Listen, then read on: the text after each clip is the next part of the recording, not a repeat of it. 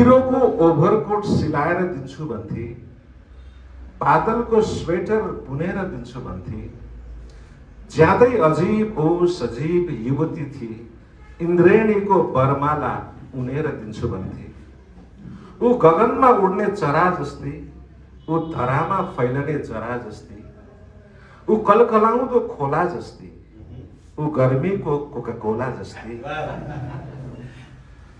भूपी शेरचनको साँघुरो गल्लीमा गुतपाग र तितौरा बोकी बिरामी ईश्वरलाई भेट्न जान्थे। आफूलाई मनु मन्जिलको ल्याम्पपोस्टबाट खसेको जुन ठान्थे। ज्यादै चञ्चल मञ्चल युवती थिए, तीर्थ श्रेष्ठले हिउँमा लेखेको नाम उसैको हो भन्ने मान्थे। ऊ आँतै रसाउने रसबरी जस्तै, ऊ शिरीष के फूल की सकम्बरी जस्तै, ऊ प्रेम की साधवी जस्तै, मदन मणि दीक्षित के माधवी जस्तै। जिन्दगीको अवैध फूल हुँ, तिम्रो आँखामा फुल्छु भन्थे। मृत्युको अछुत फूल हुँ, तिमी मरेपछि तिम्रै चिहानमा फुल्छु भन्थे। साह्रै सररियल अनरियल युवती थिए, जिन्दगीको कर मृत्युसँग असुल्छु भन्थे। ऊ आकाश जस्ती, जोमसोमको बतास जस्ती, ऊ आँधी जस्ती, साधु सन्तको समाधि जस्ती। क्याफेको कर्नर टेबलमा बसी वेटरहरूलाई मेरो प्रेम पत्र पढेर सुनाउँथे।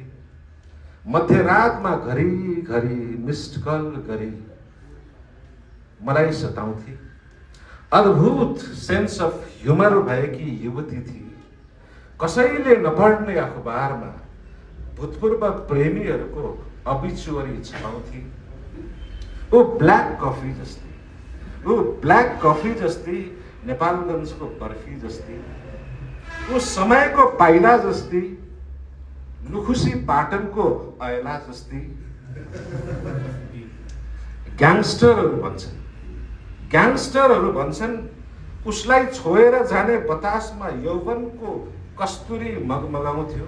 ग्याङ्स्टरले भन्ने ग्याङ्स्टरहरू भन्छन् उसलाई छोएर जाने बतासमा यौवनको कस्तुरी मगमगाउँथ्यो।